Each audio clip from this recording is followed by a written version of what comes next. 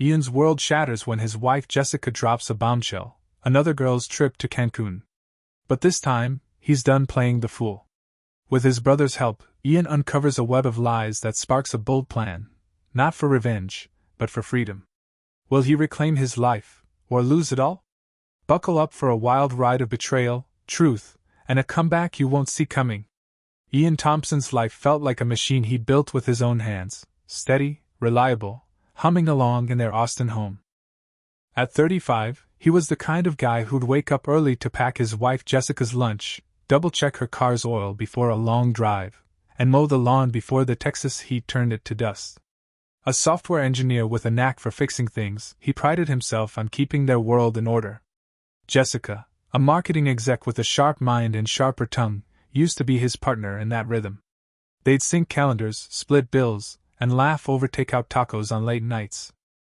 But lately, something had shifted. The air between them carried a charge, like static before a storm. That morning, Ian was lacing up his sneakers for a quick run when Jessica strolled into the kitchen, stirring her latte with a casual flick of her wrist. "I'm heading to Cancun on Friday," she said, not looking up from her phone. "Girls' trip. Back in a week." Her voice was flat, like she was reading a grocery list, not dropping a bomb. Ian's fingers froze on his shoelaces. He straightened slowly, his pulse ticking up. Cancun? Again? This was her third trip in 2 months, first Miami, then Vegas, now this. He kept his tone even, but the question hung heavy. "You didn't mention anything." Jessica sipped her coffee, her eyes still glued to her screen. "Didn't think I needed to. It's just a few days, Ian. Don't make it a thing." A smirk tugged at her lips, sharp and dismissive. "You're not gonna turn into one of those guys, are you?" The jab landed hard, slicing through years of trust. Ian didn't flinch, but inside, something cracked. He'd spent 8 years building a life with her, covering her student loans when she got laid off, staying up late to talk through her work stress, even driving 3 hours to pick her up when her car broke down in Houston. And now, she was tossing out plans like he was a roommate, not a husband. "It's not about control," he said, standing to face her. "It's about noticing when we're starting to live separate lives." Jessica laughed, a sharp, hollow sound that echoed off the kitchen tiles. "Oh, come on. You're just mad I've got a life that doesn't revolve around your spreadsheets and lawn fertilizer." She set her mug down with a clink and leaned against the counter, arms crossed. "If you trusted me, you wouldn't care where I'm going." "Trust," Ian repeated, the word tasting bitter. Trust hadn't felt real since she started wearing perfume to the gym, or when her phone buzzed at 2 a.m., and she'd snatch it up like it held state secrets. He stepped closer, his voice low but firm. "You're sleeping in on weekends, disappearing with your phone, and now you're jetting off again. You really think I shouldn't ask questions?" Her eyes flicked up, cool and unyielding. "Maybe if you weren't so obsessed with keeping tabs, I wouldn't need a break." She tilted her head, her smirk returning. "What's next, Ian? Gonna follow me to Cancun?" The challenge hung there, daring him to react. He didn't. Instead, he grabbed his keys and headed for the door, her words trailing him like smoke. "Enjoy your trip," he said, not turning back. The door clicked shut behind him, and as he jogged down the street, the Austin skyline blurring in the morning haze, one thought burned bright: he needed answers. That night, Ian sat in a booth at Connie's Diner off I-35, the kind of place where the coffee was strong and the jukebox hadn't been updated since the 90s. Across from him was Chris, his younger brother, an ex-Marine with a stare that could cut through steel. Chris sipped his black coffee, his leather jacket creaking as he leaned back. "You don't call me out of the blue unless it's bad," he said, his voice low. "So, what's up? Someone dying, or you need a favor you're too proud to ask for?" Ian traced the rim of his water glass, the condensation cold against his fingertips. "It's Jessica," he said finally. "She's off to Cancun. Another girl's trip." "I don't buy it." Chris raised an eyebrow but didn't interrupt. Ian leaned forward, his voice barely above a whisper. "I think she's cheating. Or at least, she wants me to think she is. Either way, I need to know." Chris set his mug down, the clink loud in the quiet diner. "You're asking me to tail her? In Cancun?"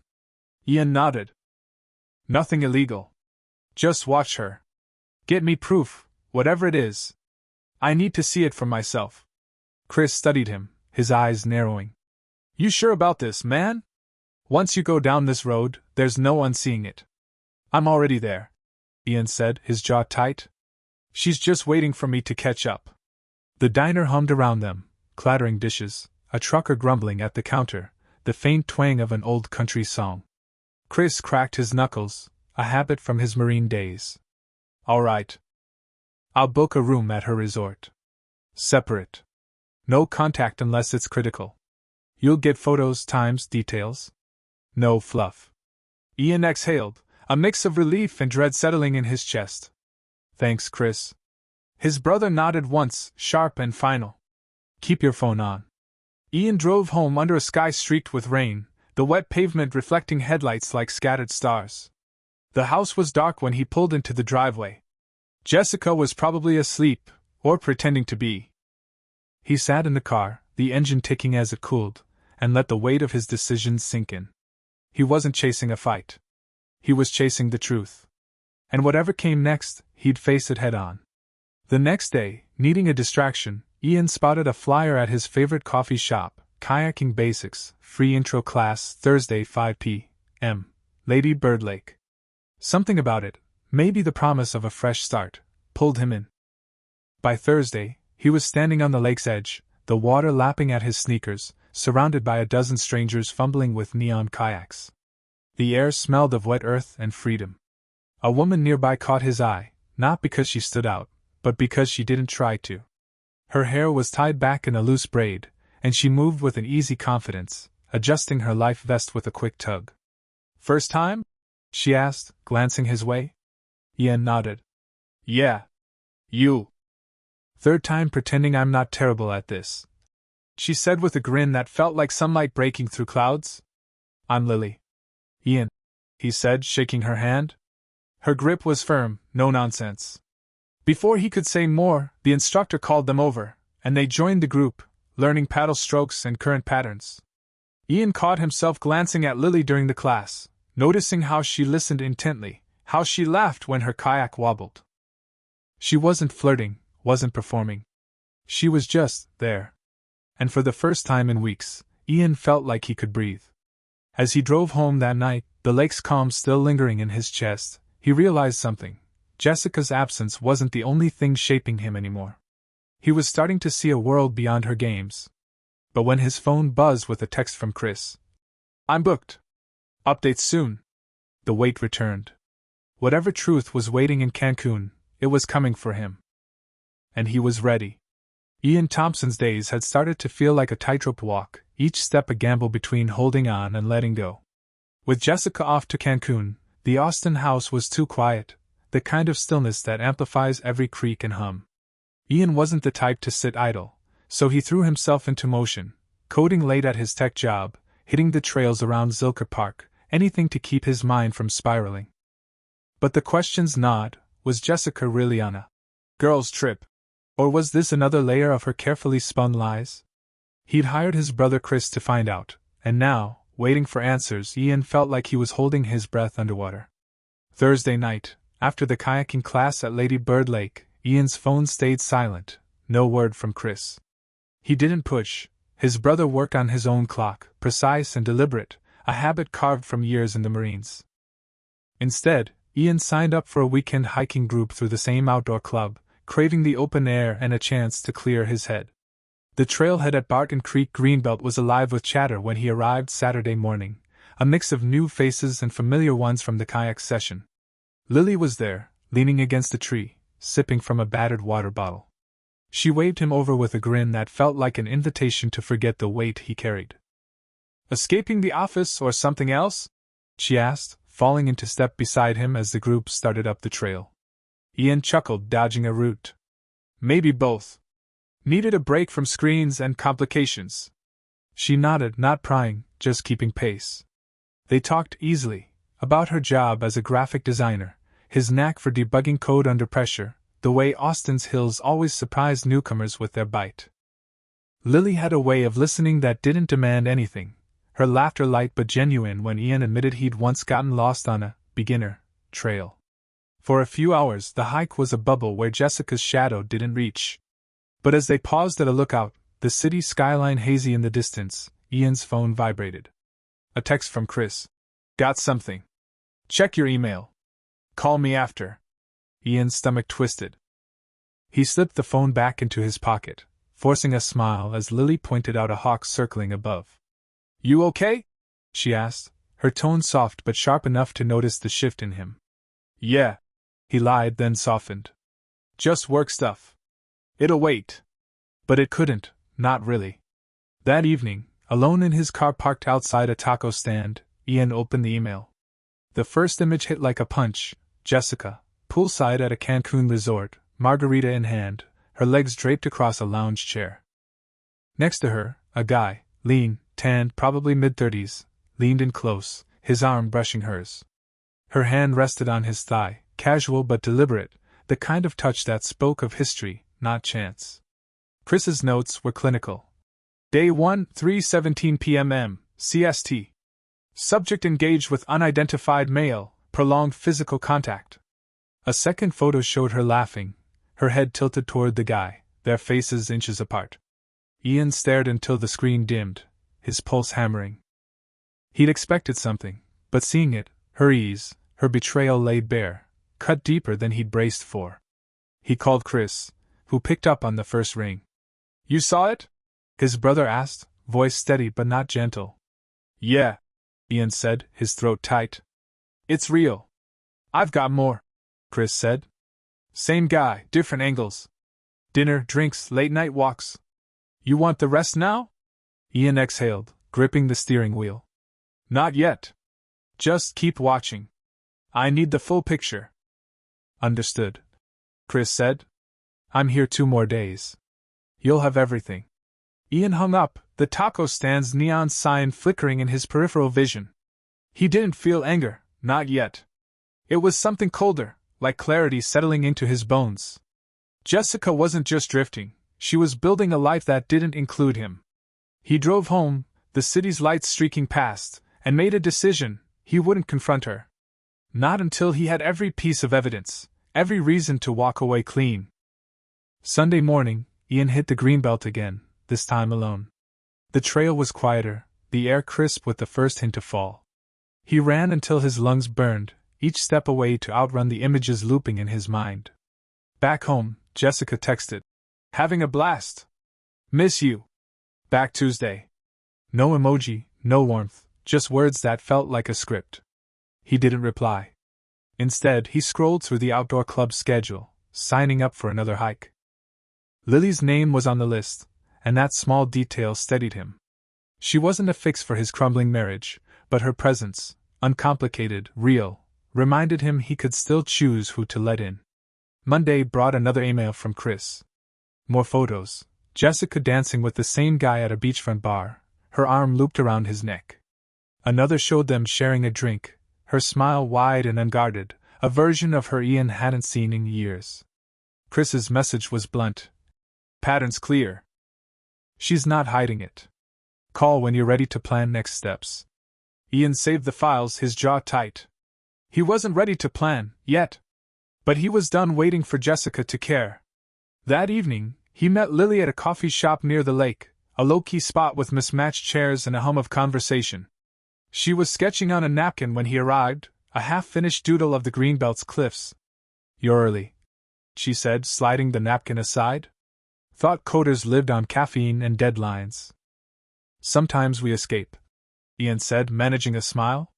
They talked over iced coffees, her quirky client stories, his failed attempt at brewing kombucha. When she asked about his weekend, he hesitated, then said, Tough one. Family stuff. She didn't push, just nodded. I get it. When it gets heavy, I hit the trails. Clears the noise. Her words stuck with him, simple but true. As they parted ways, she bumped his shoulder lightly. See you on the next hike, coder. Driving home, Ian felt a shift, not hope, not yet, but a spark of defiance. Jessica's world might be unraveling, but his didn't have to. He'd keep moving, hiking, running, living, while Chris gathered the truth. By the time Jessica's plane landed, Ian would know exactly what he was facing. And for the first time in months, he wasn't afraid of it. Ian Thompson's life was no longer a tightrope. It was a fuse, burning closer to an explosion he couldn't predict. Jessica was due back from Cancun on Tuesday, and the evidence Chris had sent, photos of her with another man, all easy smiles and intimate touches, sat like a loaded gun in Ian's inbox. He hadn't confronted her yet, hadn't even responded to her last text. Instead, he kept moving, filling his days with work and hikes to drown out the noise in his head. But the truth was heavy, and he knew the moment was coming when he'd have to face it. Tuesday morning, Ian was at his desk, debugging code, when his phone buzzed. Jessica. Landed. Home soon. Dinner tonight? No apology, no warmth, just a command disguised as a question. Ian's fingers hovered over the keyboard. He typed, sure, and hit send, his stomach nodding. He wasn't ready to play the devoted husband, but he wasn't ready to tip his hand either. He needed a plan, and fast. That afternoon, Jessica breezed through the front door of their Austin home, her suitcase wheels rattling on the hardwood. Miss me? She called, her voice bright, like she was auditioning for a role she'd already lost. Ian looked up from the couch, where he'd been scrolling through hiking trails on his laptop. He nodded, keeping his expression neutral. How was the trip? Amazing, she said, kicking off her shoes and heading to the kitchen. Sun, cocktails, the works. You should have come. She poured herself a glass of water, her movements practiced, as if she could erase the past week with small talk. Ian watched her, the photos flashing in his mind, her hand on that guy's arm, her laugh aimed at someone else. He didn't bite, not yet. Instead, Jessica pivoted, her tone shifting to something calculated. I was thinking we should have a family dinner tomorrow. You know, your parents, my sister. Get everyone together. It's been a while. She leaned against the counter, her eyes searching his for a reaction. Ian raised an eyebrow. Family dinner? What's the occasion? Just feels right, she said, shrugging. We've been off lately. Thought it'd be nice to reconnect. Her words were smooth, but Ian caught the flicker of nerves in her pause. This wasn't about reconnection, it was a performance, a way to paper over the cracks she thought he hadn't noticed. Fine, he said, closing his laptop. Set it up. He didn't push, didn't accuse. He'd learned from Chris's photos that Jessica thrived on control, and he wasn't about to give her the upper hand. The next evening, the dining room buzzed with forced cheer.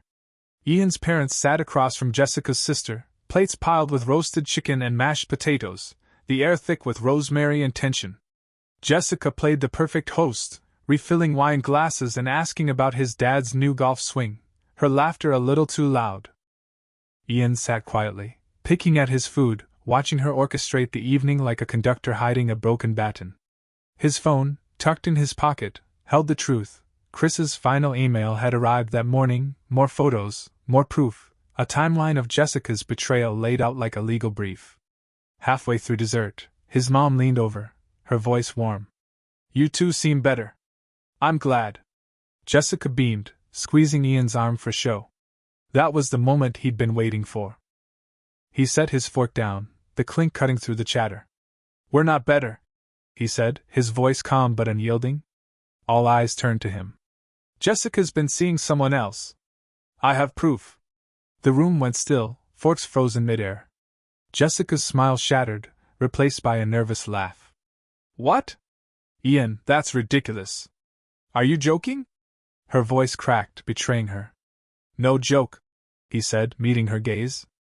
I hired someone to follow you in Cancun. Photos don't lie. He pulled out his phone, not to show the images. His family didn't need to see them, but to signal he wasn't bluffing. You've been playing me for months. I'm done.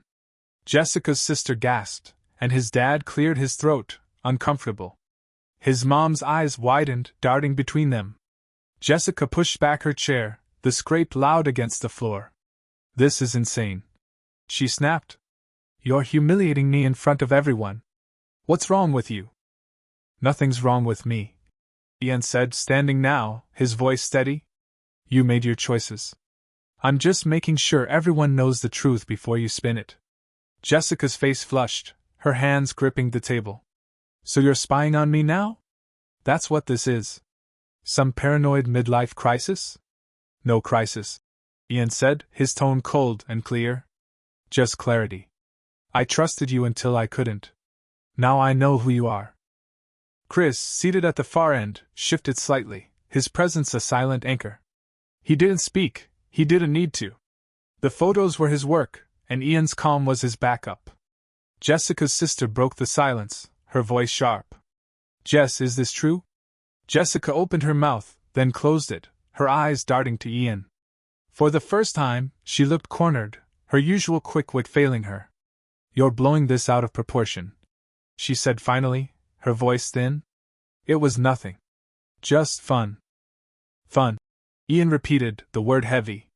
Fun doesn't leave your husband wondering why his marriage is a lie. He turned to his parents.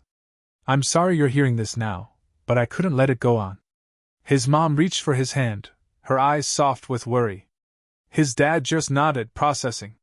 Jessica stood, grabbing her wine glass like a shield. Fine, she hissed. You want to play the victim? Go ahead. But don't expect me to beg. She stormed out, the front door slamming behind her. The table sat in stunned silence, the weight of Ian's words settling like dust. He didn't follow her. Instead, he looked at Chris, who gave a single nod, the kind that said, you did what you had to.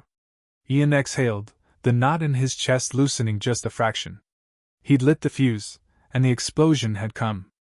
Now, he had to navigate the fallout. That night, alone in the guest room, Ian stared at the ceiling. Jessica hadn't come back. She texted her sister about staying at a hotel. Ian didn't care where she was. For the first time, he felt the ground beneath him, solid and his own. Tomorrow, he'd call a lawyer. But for now, he closed his eyes, thinking of the Greenbelt Trail, of Lily's laugh, of a life that didn't hinge on someone else's lies. The fight wasn't over, but Ian was ready for it. Ian Thompson woke to a house that felt less like a home and more like a stage after the curtains had fallen. The family dinner bombshell had left Jessica scrambling, her absence now a loud silence in their Austin home. She texted him late last night from a hotel. We need to talk. This isn't over. Ian didn't reply. He was done with her scripts, done playing a role in a marriage that had become a one-woman show. His focus shifted to action, practical, deliberate steps to reclaim his life. The next morning, Ian met with a divorce lawyer in a cramped downtown office, the kind of place where the air smelled of coffee and old paper. The lawyer, a no-nonsense woman named Carla, laid out his options with precision. You've got solid evidence, she said, flipping through Chris's photos. Infidelity's clear. We can push for a clean split, no alimony, equitable asset division. How fast do you want to move? As fast as possible, Ian said, his voice steady. He'd spent years accommodating Jessica's whims. Now, he was setting the pace. Carla nodded, promising to file the papers by week's end. Walking out into the Austin heat, Ian felt a spark of control, like he'd finally grabbed the wheel of his own story. Back home, Jessica was waiting. She'd returned while he was gone, her suitcase still in the hall, her presence an intrusion. She stood in the kitchen, pouring coffee, her movements slow and calculated. We should talk, she said, not turning around. Last night was a mess. I overreacted. Ian set his keys down, keeping the counter between them. You didn't overreact. You got caught. Her shoulders tensed, but she turned with a smile, soft and practiced. Ian, come on. It was a fling. Stupid, yeah, but not worth throwing away 8 years. She stepped closer, her hand reaching for his arm. We can fix this. He pulled back, his eyes fixed on hers. You don't fix something you broke on purpose. The words were calm, final. I saw the photos, Jessica. You weren't lost or confused. You were choosing. Her smile faltered, but she doubled down, her voice sweetening. I made a mistake. You've made them too. We're not perfect. She moved to the fridge, pulling out his favorite beer, setting it on the counter like an offering. Let's just start over. Ian didn't touch the bottle. There's no starting over when you've been living a different life behind my back. He stepped past her, grabbing his running shoes from the hall. I'm meeting someone. Don't wait up. He didn't look back as he left, the door clicking shut behind him. The run along Lady Bird Lake was grueling, his legs heavy from tension, but each stride felt like shedding a layer of the past.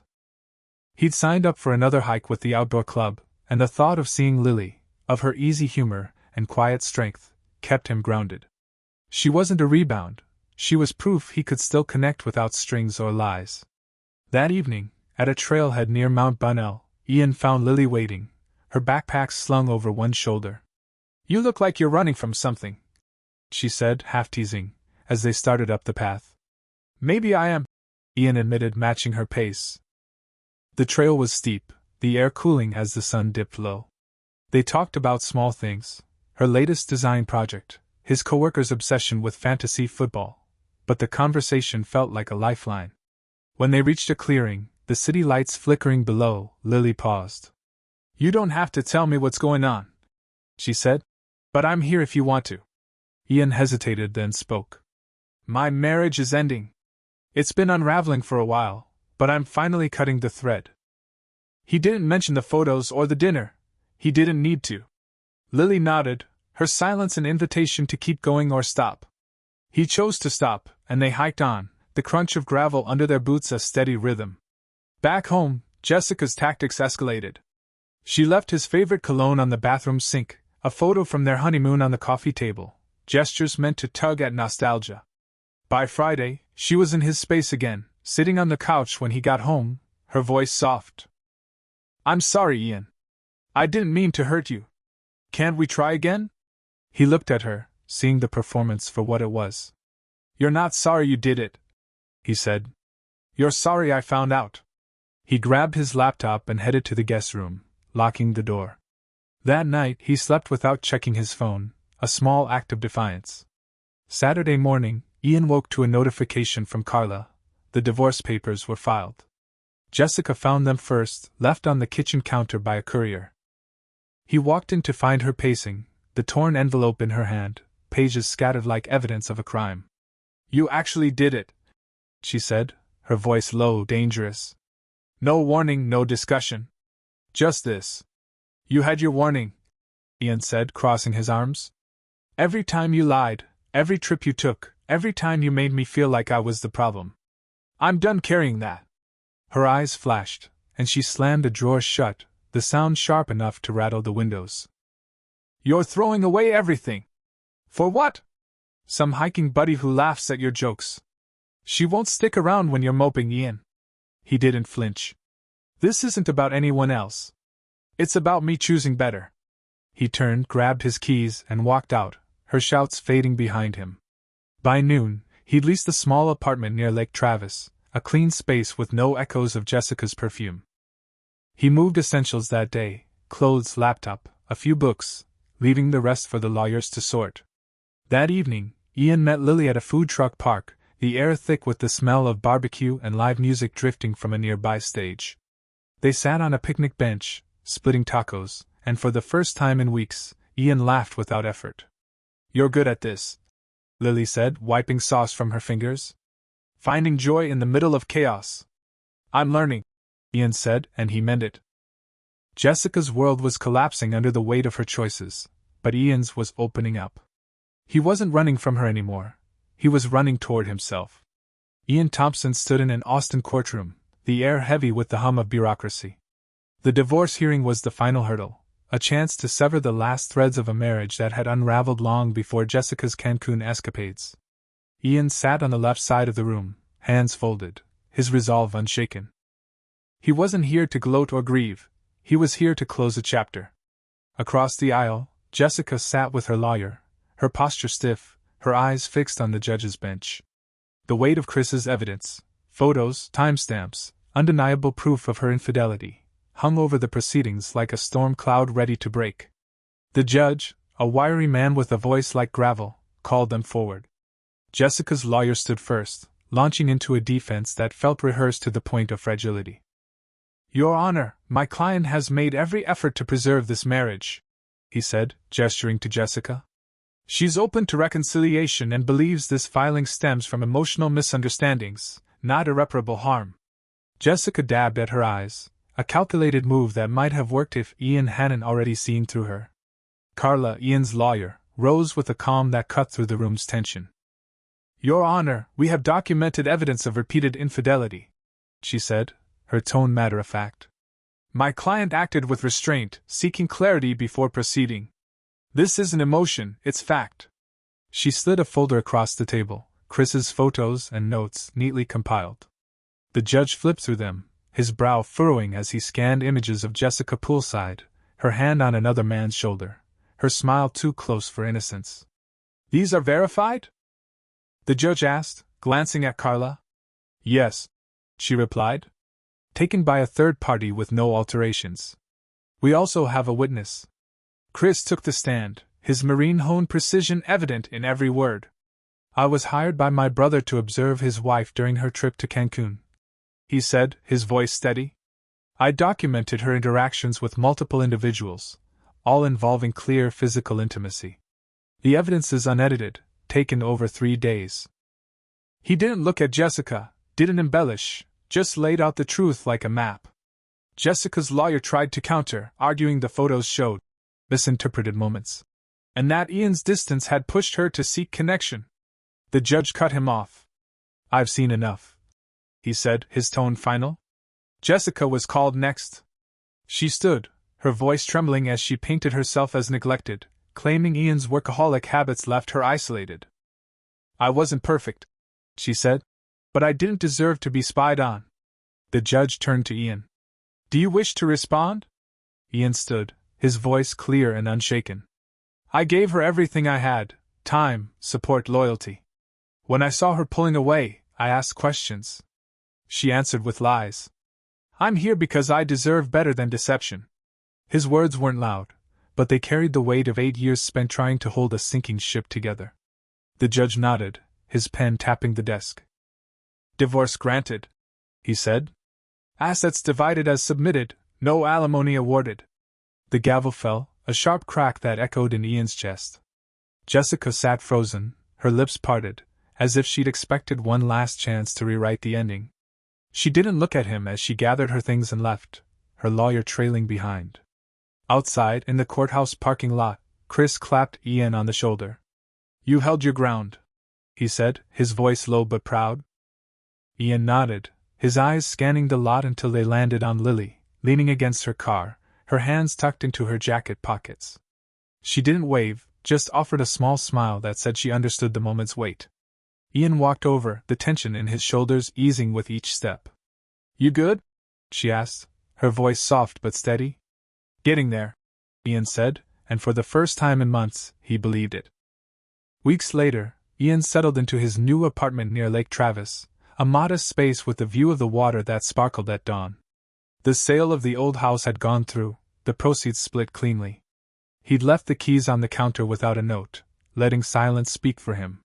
Jessica had moved to a condo downtown, her texts and calls dwindling to nothing. The quiet was a gift, not a burden. Ian's days took on a new rhythm. He ran most mornings, the trails around the lake carving space for clarity. Work felt lighter, his focus sharper now that he wasn't carrying the weight of a failing marriage. He joined the outdoor club's weekend hikes regularly, often with Lily, whose presence was a steady anchor. They'd sit by the water after a trek, sharing stories of botched recipes or absurd workplace dramas, their laughter filling the gaps where pain used to live.